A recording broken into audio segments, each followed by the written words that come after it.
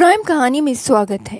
آج جو کیس میں آپ کو سنانے جا رہی ہوں وہ اتنا ڈسٹربنگ ہے کہ اس کرائم کیس کو سننے کے بعد آپ کا انسانیت سے بھروسہ اٹھ جائے گا۔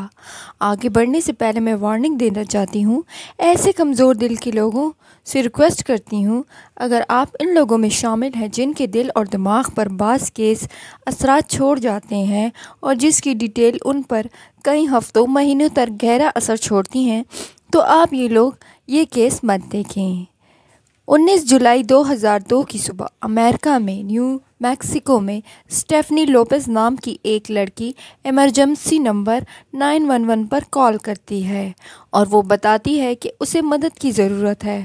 اس کی 5 ماہ کی بیٹی بریانا لوپز سانس نہیں لے پا رہی ہے۔ جب تک ایمبولینس اسٹیفنی کے گھر تک پہنچتی ہے اتنی دیر تک اسٹیفنی اپنی 5 ماہ کی بیٹی کو CPR دینے کی کوشش کرتی ہے۔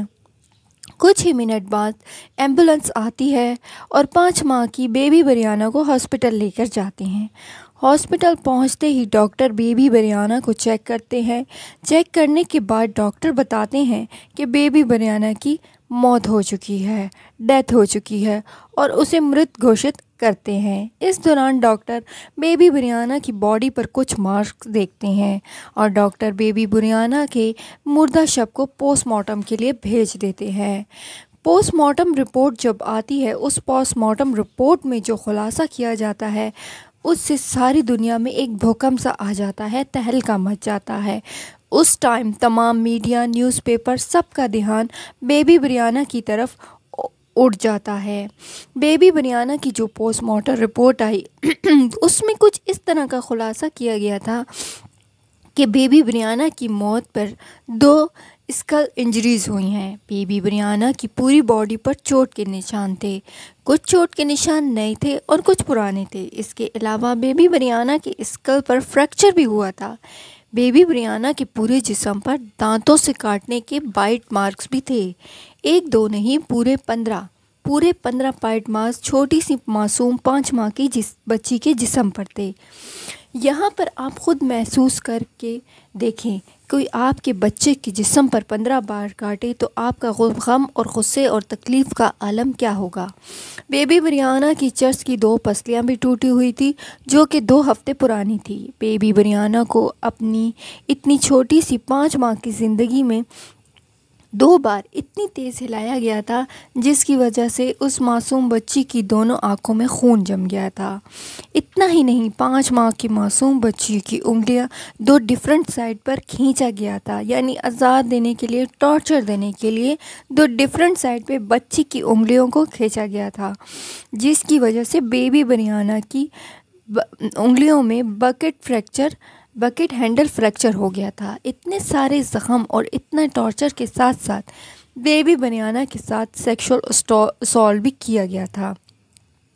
اس اٹاپسی رپورٹ کے آتے ہی ایک تہلکہ مچ گیا اور بیبی بریانا کی موت کو مرڈر قرار دیا گیا۔ پولیس نے فوراً اپنی کارروائی کا سلسلہ شروع کیا اور سب سے پہلے پرائم سسپیکٹ کے طور پر بیبی بریانا کے پتا اینڈریو اور ماتا اسٹیفنی لوپز کو اریسٹ کیا۔ ان سے پوچھ تاچھ کا سلسلہ شروع ہوا۔ بیبی بریانا کے پتا اینڈریو نے کچھ اس طرح خلاصہ کیا کہ 18 جولائی کو اینڈریو شام کو گھر واپس آیا اور گیم کھیلنے لگا۔ اینڈریو نے رات 12:30 بجے تک گیم کھیلا اور بیئر پی۔ 12:30 بجے کے بعد اینڈریو سونے کے لیے چلا گیا۔ صبح 7 بجے اینڈریو اور اسٹیفنی اٹھے تو دیکھا کہ بیبی بریانا سانس نہیں لے رہی تھی، جبکہ بیبی بریانا کی ماں اسٹیفنی کا کہنا تھا کہ وہ رات 10 بجے ہی سونے چلی گئی تھی۔ جب صبح 7 بجے اٹھی، دیکھا بیبی بریانا سانس نہیں لے پا رہی ہے اور فوراً 911 پر کال کی، لیکن انویسٹیگیٹر کو ابھی تک اپنے صحیح جواب نہیں ملے تھے۔ آخر یہ گھاؤ، بائٹ مارکس، فریکچر، یہ سب کہاں سے بیبی بریانا کے چھوٹے سے جسم پر آئے؟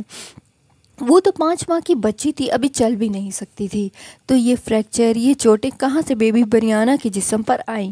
یہاں پر میرے لیے اور آپ لوگوں کے لیے ایک بات سوچنے والی ہے کہ بچی کی باڈی پر ہفتے پہلے کے مارک اور زخم ہیں، تو بچی کی ماں کو پتہ کیوں نہ چل سکا؟ کیا وہ بچی کو کپڑے نہیں پہناتی تھی، نہلاتی دھلاتی نہیں تھی؟ خیر، کیس کی طرف چلتے ہیں۔ جب بیبی بریانہ کے ماتا پتا کی طرف سے کوئی صحیح انفارمیشن نہیں آئی، تب انویسٹیگیٹر نے اپنی انویسٹیگیشن مزید سختی سے سٹارٹ کی اور سختی کے ساتھ پوچھ تاچھ کا سلسلہ شروع کرتے گئے۔